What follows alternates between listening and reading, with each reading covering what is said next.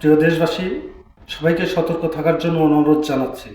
BNP রাজনৈতিকভাবে জামাতের কাছে পরাজিত হয়ে তাদের নেতাকর্মীদের অনলাইনে অপপ্রচারের তাগিদ দিয়েছে। কিছু কিছু অসাধু মিডিয়াকে ব্যবহার করে ভিডিও বানিয়ে ওনাদের নেতাকর্মীদের কাছে পাঠাচ্ছে।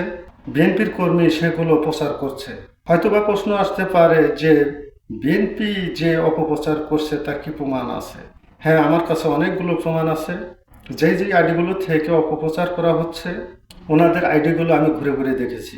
তাদের উদ্দেশ্য যে অসৎ তার প্রমাণ ওনাদের আইডি। ওনারা যে আইডিগুলো খুলেছে সেই আইডির মধ্যেও প্রতারণা করা হয়েছে।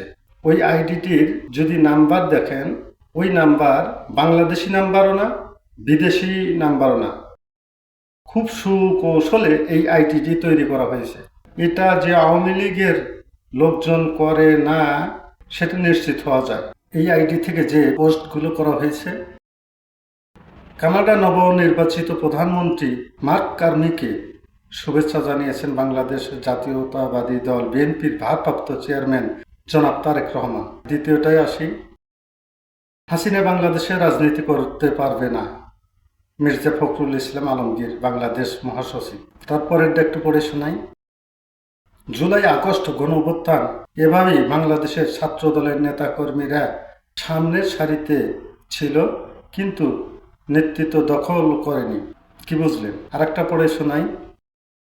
দেশের গণ্ডি পেরিয়ে আন্তর্জাতিক অঙ্গনেও বাংলাদেশের জনগণের স্বার্থে জুলাই আন্দোলনে আওয়াজ তুলেছিল বাংলাদেশ জাতীয়তাবাদী দল বিএনপি।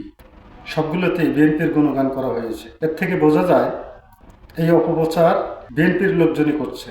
এখানে আওয়ামী লীগের বিরুদ্ধেও অভিযোগ করা হয়েছে, জামাতের বিরুদ্ধেও অভিযোগ করা হয়েছে। এর দ্বারা স্পষ্ট বোঝা যায় এই অপপ্রচার একমাত্র বিএনপি করছে। সবাই সতর্ক থাকুন। আমি সবাইকে আহ্বান জানাচ্ছি, এই ভিডিওগুলো দেখে কেউ বিভ্রান্ত হবেন না। সবাইকে সতর্ক থাকার জন্য আহ্বান জানাচ্ছি।